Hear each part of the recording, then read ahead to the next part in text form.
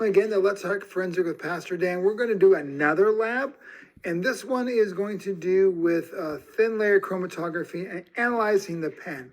Now, here is the lab.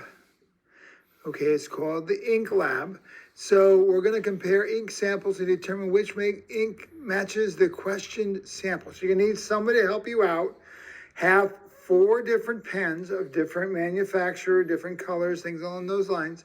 And take a piece of paper, and we'll talk about that in a second.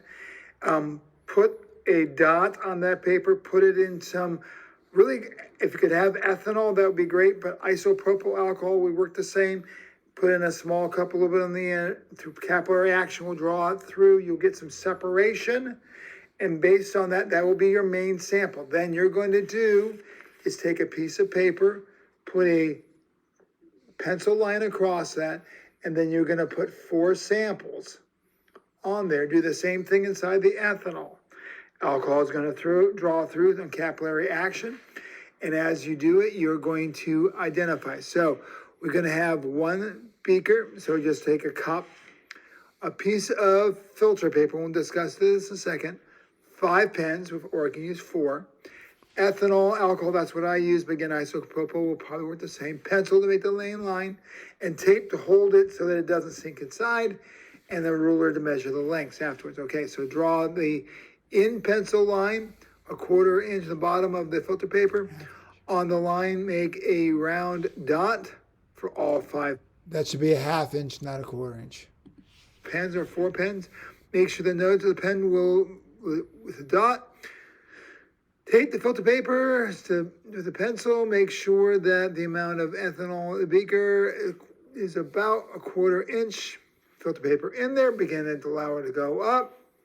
Now, once you've done that, you're going to want to take some measurements when it's done. The height of each of the ink in centimeters, the width of each of the centimeters of the samples in ink, and the color of each of the samples. So different colors that show up, and then compare that against the suspects and see which one matches. What pen is the match and why? Why can't the sample, the dot, directly be in the solvent? What do you think would happen if you put it all the way down inside of there? What else can be analyzed in this way? And again, of course, your confusion. Now let me, in conclusion, what did you learn? Explain the errors you had. Now let me explain the different types of filter papers that exist. First type that exists is called chromatography paper. Now, this is relatively expensive, so I don't think you'll be able to have this. What I always used to use in lab is something called filter paper. Now, my filter paper would be what I would use to filter samples. Get that a little smaller there. There we go. Sample smaller there. And again, you may not have that. So we're probably going to have, the most likely to have is coffee filter. So what you're going to do is take that coffee filter, fold it over a couple times so that it's wide enough like that for the comparison, and then run the lab. Again, the lab is there.